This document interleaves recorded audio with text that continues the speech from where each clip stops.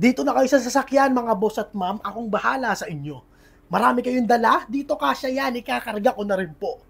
Tratong VIP at prinsesa, pagbubuksan ko pa kayo ng pinto. Hindi kagaya ng iba dyan, pag babae ang sakay para may dumikit sa likod, pahinto-hinto.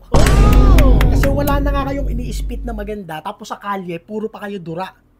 Ang aanga sa kalye, pero pag nakasagi ng side mirror, ang bilis maglaho, parang bula. Kaya huwag ka na makapagtalo kung usapang pagiging komportable lang at safety, that line is mine.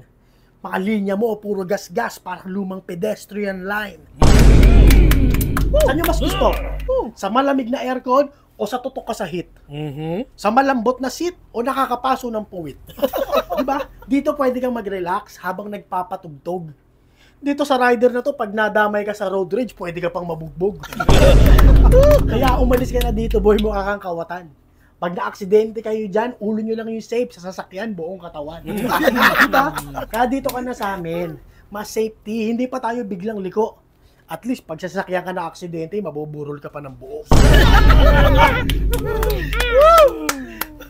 Kasi matagal na kami sa kalsada, kabisado na namin ng ruta, ikaw marami ka pang aalamin. Itong motor rider na mukhang puta pag nakakita ng babae kung saan-saan nakatingin.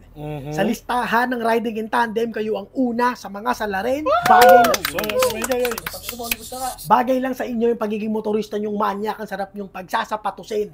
Kasi ang trato nyo sa mga babae nyong angkas, parang kalye lang din. Alam nyo nang masikip at bawal, pinapasok nyo pa rin.